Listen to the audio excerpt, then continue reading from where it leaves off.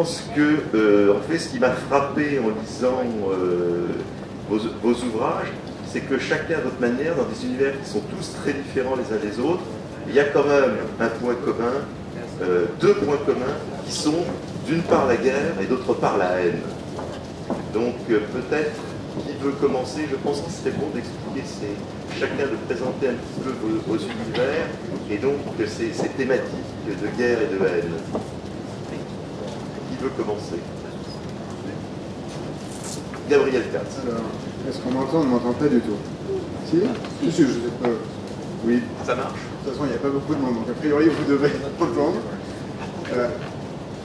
Qu'est-ce que je peux dire sur la guerre et la haine? Je ne sais même pas si c'est réellement lié, en fait. Je crois que la guerre fait partie du décor dans ce que j'écris. C'est bizarre à dire, mais c'est un peu vrai. C'est un monde où la guerre est un moteur, c'est un mal nécessaire. Et c'est probablement beaucoup plus une toile de fond qu'un élément moteur, à mon humble avis. Maintenant, bon, peut-être que dans le tome 3, que je vais essayer de ne pas dévoiler, c'est souvent lu, peut-être que dans le tome 3, elle est un peu plus centrale, la guerre en question.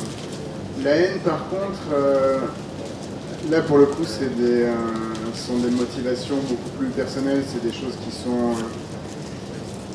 je vais vous dire, j'ai un problème, j'ai peur de spoiler mon propre livre en racontant. Donc c'est extrêmement vague ce que je dis. Mais oui, parce qu'il faut peut-être préciser quand même que l'intitulé de la trilogie Le Flux des Mémoires, c'est que déjà vous commencez très fort dans le premier volume, les premières lignes, c'est trois personnages qui s'extirpent en pleine nuit des ruines d'un chariot et tous les trois sont amnésiques. C'est ça, c'est le pitch de base, c'est le pitch de départ. Et effectivement, ils sont dans un chariot pénitentiaire. A priori, c'est pas forcément très pacifique. Ils sont en haillons, ils savent pas ni qui ils sont, ni ce qu'ils font là. Ils se connaissent absolument pas. Et à partir de là, ils sont traqués par des gens qui sortent de nulle part. Ils savent absolument pas pourquoi. Donc l'univers est médiéval, teinté de fantaisie, teinté de magie, très sobre. Assez peu de créatures, etc. On est plus axé sur la diplomatie, sur des rapports un petit peu compliqués entre soit des individus à très bas niveau, soit à très haut niveau. Qu'est-ce que je peux en dire d'autre sans gâcher? Vous avez quand même, dès le premier volume, très vite, vous avez par exemple les cavaliers de cristal du Fils de la Lune qui sont là à ravager les campagnes, ils ne font pas dans la dentelle, ils massacrent beaucoup. Non, ils ne font pas dans la dentelle, effectivement. Le Fils de la Lune, c'est une sorte de croque-mitaine, en fait. C'est une sorte de personnage emblématique qui va peser finalement sur les personnages pendant les 3 tomes de la trilogie. Il traîne avec lui les fameux cavaliers de cristal, qui sont des gens très disciplinés, très carrés, très froids. Donc, a priori, ce sont des, entre guillemets, héros de guerre. Ils sont des gens très très violents, sans aucune espèce de morale. Ils obéissent aux ordres. Effectivement, ils massacrent, ils brûlent, ils tuent, ils pillent. Non, enfin, non, pardon, ils pillent pas. Et voilà, donc c'est effectivement ce fond de violence qui est là, qui est latent. On les voit pas particulièrement... au début, on les voit pas très souvent. Mais on les sent derrière, ils traquent, ils poursuivent, ils sont là. Et c'est ce qu'il faut ensuite dans le deuxième volume, etc. C'est ça. Mais c'est quand même difficile d'éviter de... On ne va pas spoiler. C'est un peu compliqué, oui. C'est le problème d'écrire un bouquin qui a l'amnésie pour fond, avec ce genre de révélation, c'est qu'on reste très vague comme ça, effectivement, sur le contexte. Oui. Enfin, on peut demander à l'assistance de boucher les oreilles de temps en temps. Par exemple, oui, effectivement. Alexandre Malagoli, chez vous aussi, avec les 4 volumes de Genesia, cette intégrale-là aussi, on est dans un univers dont l'un des moteurs, c'est la guerre, hein, ça commence tout de suite. Alors là, il n'y a pas de spoiler, mais dès le début, l'un de vos 2 personnages principaux, Evan, qui est un berger, il rentre pour trouver son village rasé par les inquisiteurs. Oui, alors là concernant Genesia, comme c'est un univers de fantasy très traditionnel, finalement la guerre est aussi une toile de fond et elle a assez peu de rapport avec la haine dans ce type d'univers, puisque on a les forces de l'ombre d'un côté et puis de l'autre côté je n'irai pas jusqu'à dire les gentils parce qu'ils sont quand même très corrompus, mais disons le reste du monde. Et là, la guerre est plus quelque chose de très symbolique, après qu'on peut interpréter de manière soit psychanalytique ou mythologique, comme dans tous ces univers pré-George Martin un petit peu, c'est-à-dire qu'ils ne sont pas du tout réels politiques, quoi. Il n'y a pas d'enjeu de ressources, de territoire, ça reste des choses très symboliques, assez archétypales, et finalement dans Genesia, les raisons, les motivations de la grande méchante qui dirige les forces du mal, elles sont purement sentimentales. Il n'y a pas de mécanique guerrière comme on pourrait trouver dans la réalité. Ça sera plutôt l'amour, on en parlera après. Cela dit, il y a aussi quand même quelque part, qu'il n'y a pas de réel politique, mais on retrouve quand même quelque part la haine avec l'antagonisme entre les républicains et les monarchistes, quelque part, et ces républicains qui réussissent à récupérer d'une part la fille du roi lui-même, la princesse Cécia, et puis qui finalement, et là je ne crois pas qu'on spoil quand même trop, mais qui sont quelque part quasiment prêts à tout pour faire triompher leur cause, y compris justement de s'allier avec les forces de l'ombre. Oui, voilà. Ça, je ne suis même pas sûr que j'ai eu raison de filer cette thématique-là par rapport au reste du livre. Je m'en suis un peu voulu après coup, parce qu'effectivement, là, j'apportais quelque chose qui était un peu externe au type d'histoire que j'étais en train de raconter. Et finalement,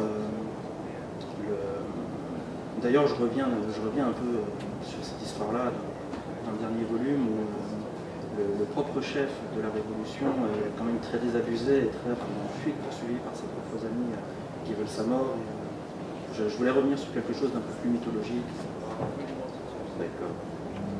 Paul Béorn, chez vous, avec les derniers parfaits, on rentre dans un univers encore de fantaisie très différent, puisque vous mettez en scène des cathares dans un monde parallèle où les cathares sont devenus excessivement méchants. Ça, c'est effectivement ce qu'on constate au début du roman. Après, les choses sont nuancées. Effectivement, dans ce monde, les cathares ont résisté à la croisade, une croisade terrible, en s'alliant à des puissances occultes, mystérieuses, mais visiblement maléfiques. Et 50 ans après cette croisade, ces créatures poussent les cathares à attaquer leurs anciens bourreaux, c'est-à-dire les Francs. Mais là, on est effectivement dans une guerre de haine, puisqu'on en... En fait, c'est une... Est-ce que c'est au moment de la croisade de Simon de Montfort, à ce moment-là, tu changes l'histoire et tu fais gagner les cathares, c'est ça? En fait, c'est un monde différent, parce qu'il y a de la magie, donc on n'est pas tout à fait dans notre monde à nous. Mais effectivement, Simon de Montfort, il est cité dans le roman. C'est plutôt un peu après Simon de Montfort, parce que Simon de Montfort a échoué en fait. Il s'est fait tuer, sa croisade a échoué. Et après, il y a une seconde croisade royale. Et là, c'est à peu près à cette période-là que les cathares ont été complètement laminés. On sait que c'est un peu après Simon de Montfort. Donc c'est à peu près à cette période qu'ils, désespérés, se sont alliés à ces puissances occultes, qui ont fini par dominer leur religion, leur pays, et à les dresser à la haine contre eux. Et là, la haine est un moteur très fort. La haine est un moteur très fort, c'est même... ces créatures entretiennent la haine dans cette population cathare pour l'adresser contre ces anciens bourreaux. On sent bien que des choses n'auront pas de fin si quelqu'un n'y met pas un terme. On n'arrive pas à briser le cercle vicieux. Et aussi contre les morts qui continuent d'occuper ce qui reste de l'Espagne, puisque là aussi il y a eu en plus une grande catastrophe qui fait qu'une partie de l'Espagne a sombré sous les eaux.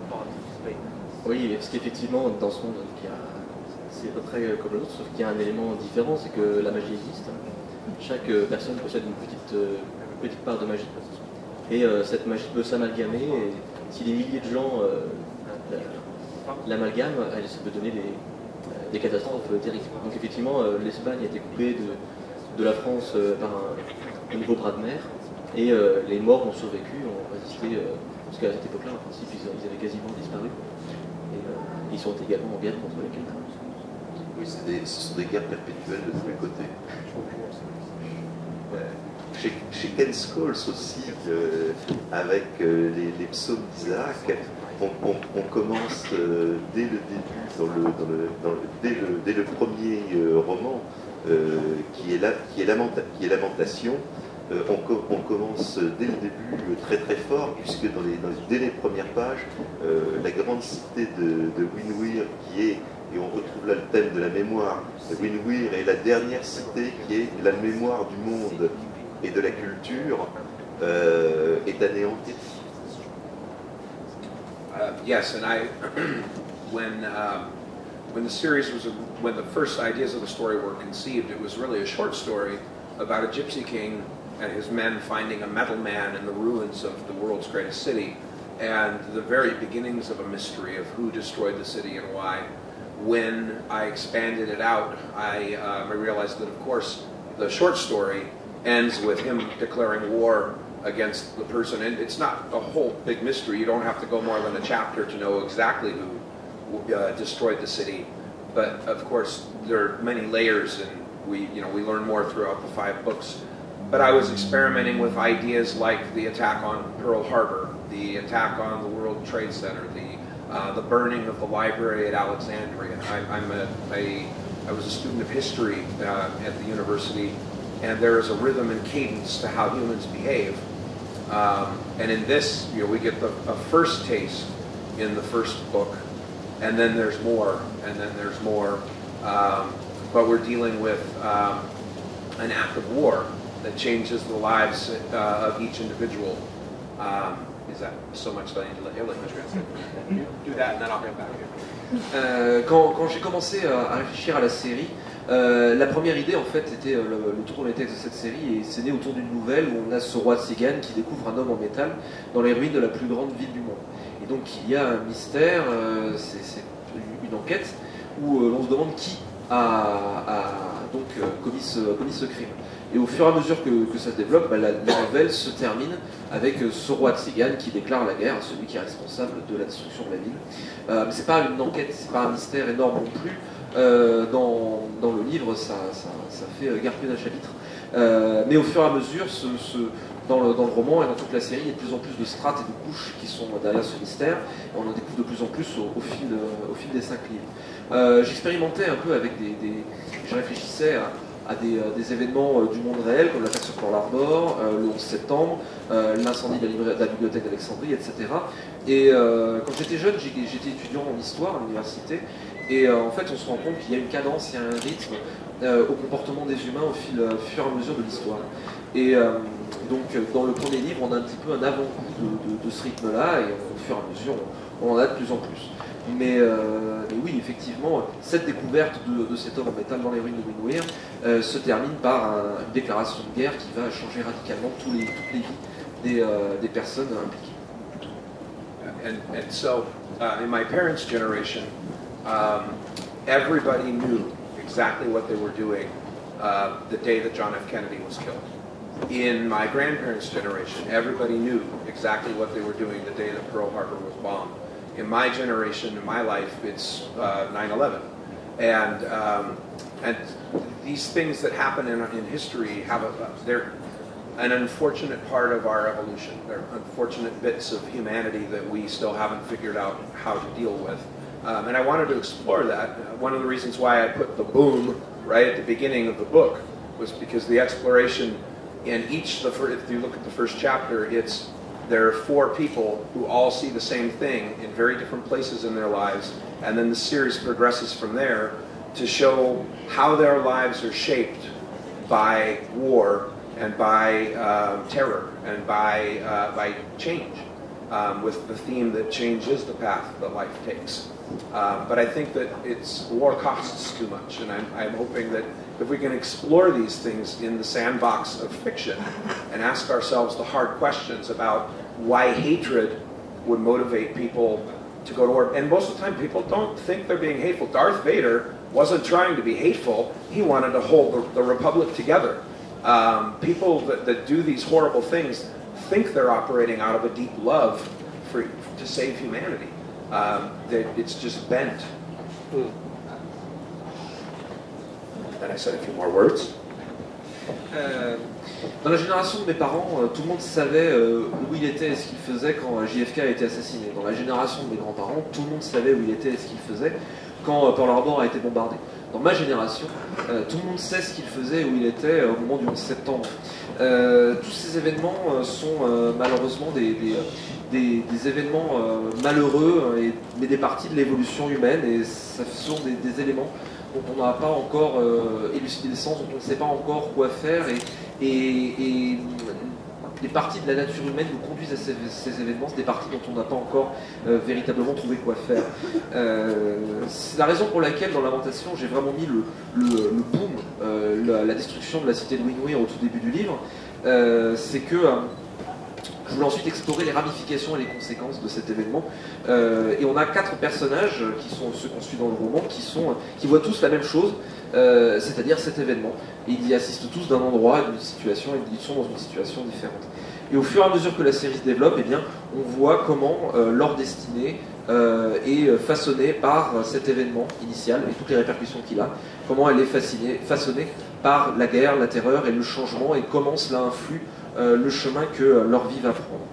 Je suis d'avis que la guerre coûte beaucoup trop cher, et c'est bien si on peut éventuellement l'explorer dans le bac à sable inoffensif qu'est la fiction, et comment aussi on peut gérer ces questions de haine, mais au final, je suis même pas convaincu que toutes ces questions de guerre viennent de la haine. Un type comme Dark Vador, par exemple, il est persuadé qu'il fait le bien. À la base, il voulait juste maintenir la République en un seul morceau. Je pense que malheureusement que les gens qui se livrent à ces actes pensent qu'ils y agissent du fond du cœur et à partir d'un amour sincère pour sauver l'humanité. Le problème, c'est que c'est terriblement orienté.